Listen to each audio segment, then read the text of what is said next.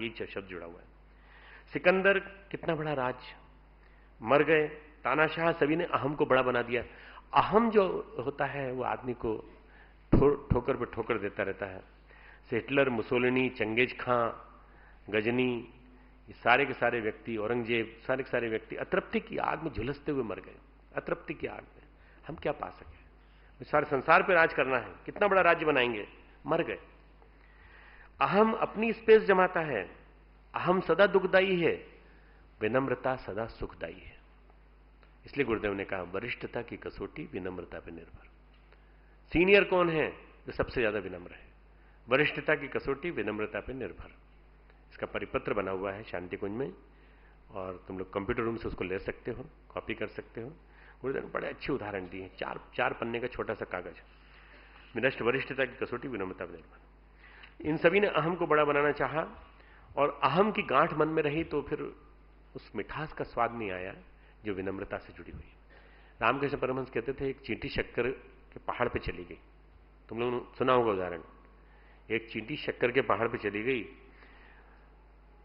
अब चींटी को क्या है कि शुगर की बीमारी भी नहीं है, उसको शक्कर प्रिय भी है, पर वो चली गई उसके ऊपर, पर नमक का टुकड़ा मुंह में रख के चली गई। तो ऊपर से आई उतर करके उसने कहा ये क्या है, पहाड़ कैसा है? नमकीन है, अच्छा नहीं लगा मुझे। जो चीज मुंह में है ना वही स्वाद देगा। जो अहम मन में है तो अहम ही दिखाई पड़ेगा चारों तरफ। जो कुछ तुम्हारे अंदर होगा वही बाहर दिखाई पड़ेगा। अहम भी वैसा ही है। कहीं भी जाएं, कुछ लोग संस्था की बुराई निकालते हैं, घर की बुराई निकालते हैं। हमारे यहाँ आते हैं तो कई लोग मेरे को सुझाव देके जाते हैं, मुझे अच्छे लगते हैं। कई बार लोग ऐसे लोग बड़े अच्छे लगते हैं जो यहाँ की कमियां निकालते हैं। वो ना भगवान संत कबीर ने कहा है ना, निंदक नीरे राखिए आंगन कुटी छवाए। निंदक नीरे राखिए मतलब नीरे यानी नियर रखो, नजदीक रखो। नीरे मतलब नजदीक। और वो नीरे वाला शब्द इतना अच्छा लगा कि अंग्रेजी वालों ने कहा इससे बढ़िया शब्द क्या हो सकता है नजदीक के लिए, नियर। तो निंदक नीरे राखिए। अब निंदक पास में होता है ना तो बुराई करता रहता है। जैसे आपके घर, आपके शांतिकुंज का वास्तु ठीक नहीं है, बिल्कुल खराब है। मैंने कहा इसीलिए शांतिकुंज सफल है।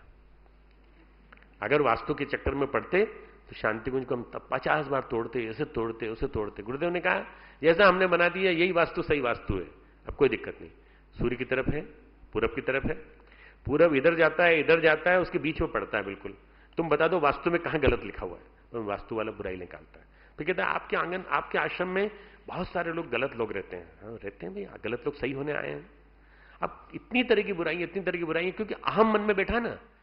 इनको क्या लगता है दुनिया बड़ी खराब है, दुनिया बड़ी खराब है, सब जगह खराबी, शांतिकुंज भी खराब, ये भी खराब, ये भी खराब। चार खामियां कहीं ना कहीं निकाल ही लेते हैं, चार खामियां निकाल ही लेते हैं।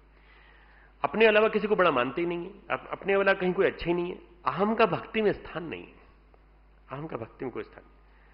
वाल्मीकि ने एक बड़ी अच्छी बात लिखी है कि रावण व बाली अपने समय के दो महाबली थे।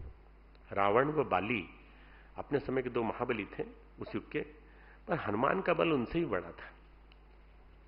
तुमको मालूम है कि हनुमान जी कितने बड़े पराक्रमी थे। उन्होंने कहा उनमें भक्ति का बल है, इनमें अहंकार का बल है। रावण और बाली में अहंकार का बल है। इसी बलबूते बाली ने, आपको मालूम नहीं, रावण को अपनी पूंछ में लपेट करके पहुंचा दिया था रावण उस पार। और रावण ने चुनौती दी थी बाली को फिर से लड़ने के लिए। दोनों में बहुत बलशाली थे, पर एक हनुमान गए और श्रीलंका को जला के आ गए, आग लगा के आ गए, पूरी तरह से भस्मासुर। मतलब इतनी तरह से उसके अहंकार को चोट पहुंचाई रावण को कि रावण को सोचना पड़ा कि अब युद्ध करना ही पड़ेगा, और युद्ध करके फिर सीता को वापस मुक्त करके भगवान राम लाए। हनुमान जी के अंदर भक्ति का बल है। क्षुद्रता कभी अनंतता का सामना नहीं कर सकती, क्षुद्रता कभी अनंतता का सामना नहीं कर सकती। परमात्मा अनंत है, अपने अंदर शुद्धता विकसित मत होने दो, अनंतता विकसित होने दो। भक्त अपराजय होता है। हनुमान जी की आइडेंटिटी क्या है? राम के सेवक। मैं सेवक सचराचर रूप स्वामी भगवंत। मैं आपका सेवक हूं, सचराचर, सारे चर अचर सब जीवों में। तो भगवान कहते हैं सब पदार्थ लो, पर किसका मान के? आपका प्रसाद मान के। अगर उसमें कड़वा करेला आ जाए तो भी आपका प्रसाद, कड़वी लौकी आ जाए तो भी आपका प्रसाद। हकीम लुकमान जिसके नौकरी करते थे, उसके यहाँ नौकरी करते थे गुलाम की तरह से, गुलाम के रूप में खरीद के ले गया था। तो उसने कहा मालिक ने कि तू रोज लौकी हम देते हैं और तू रोज लौकी खा जाता है, और कहता है बहुत मीठी है मालिक, आपने बहुत मीठी लौकी दी, पर आज उसी लौकी को हमने खाया तो कड़वी निकली, और तू उस लौकी को तो हमारे सामने बैठ के पूरा खा गया। तो बोले आपकी दी हुई हर चीज प्रसाद है, मैंने तो आपकी दी हुई चीज को प्रसाद मान के लिया, कड़वी है तो क्या, तेरे फूलों से भी प्यार, तेरे कांटों से भी। बस इस बात को हमेशा याद रखना, ये भगवान ने कड़वा फल दिया है तो भी कोई बात नहीं, प्रसाद मान के ग्रहण कर लो, थोड़े दिन बाद अच्छा फल भी मिलेगा, मीठा फल भी मिलेगा। प्रतीक्षा करनी पड़ेगी, प्रतीक्षा करनी पड़ेगी नम्रता से।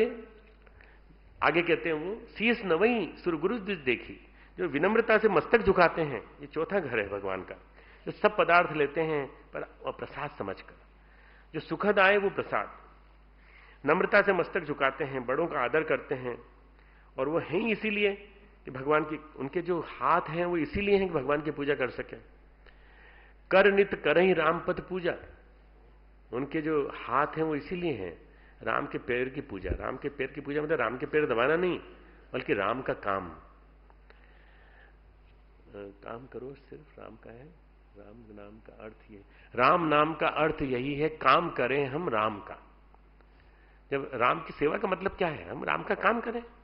यदि हम राम का काम करते हैं तो हम राम की सेवा कर रहे हैं। तो क्या उनके कर किस लिए हैं, कर नित करें राम पद पूजा, राम भरोसे हृदय नहीं दूजा। राम के भरोसे के अलावा उनको तो एकमात्र भरोसा राम का है। पुराण में एक कथा है, एक बार अष्टग्रही योग आया, 1961-62 में अष्टग्रही योग आया था। ज्योतिषी तांत्रिकों ने अनुष्ठान किया। एक व्यक्ति से कहा तेरी बड़ी विकराल दशा चल रही है, नीलम पहन नीलम। अब आपको मालूम है नीलम कितना कॉस्टली होता है। उसने कहा नीलम के लिए मेरे पास पैसा नहीं है, तो थोड़ा दान दे दे। दान के लिए पैसा नहीं है। तो बोले कि एक नीलमणि हमने धारण कर रखी है, एक नीलमणि हमने धारण कर रखी, उससे काम चल जाएगा क्या? तो ज्योतिषी तांत्रिकों ने क्या जवाब दिया उसको बाद में बताता हूं, बाद में बताता हूं। नीलमणि कौन थी यही बाद में बताता हूं।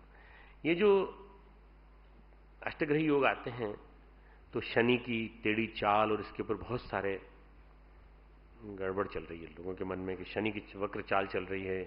हमारे ऊपर इस समय शनि की ग्रह की चाल चल रही है। हमारे सब घर में भी सब दुखी दुख है, हमारे यहां भी दुखी दुख है, हमारी कोई काम नहीं सफल हो रहे। शनि कौन है ये तो उनको तो जानने की कोशिश करो। शनि ने दो की ही आराधना की, एक शिव जी की बनारस में रहकर साधना की, और दूसरे उन्होंने श्री कृष्ण की। शनि सूर्य के 3 बेटों में से सबसे बड़े बेटे हैं। सूर्य के 3 बेटे हैं।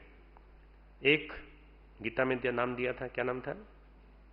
सूर्यपुत्र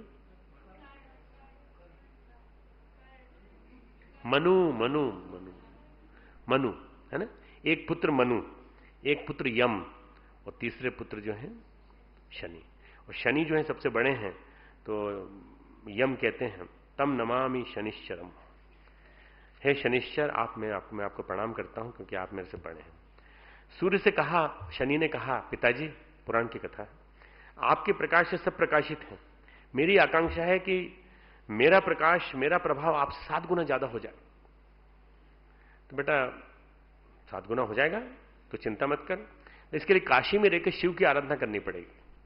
काशी में रहकर शिव की आराधना करनी होगी। उन्होंने काशी में रहकर शिव की आराधना की, और काशी में रहकर शिव की आराधना करके बलशाली बन गए।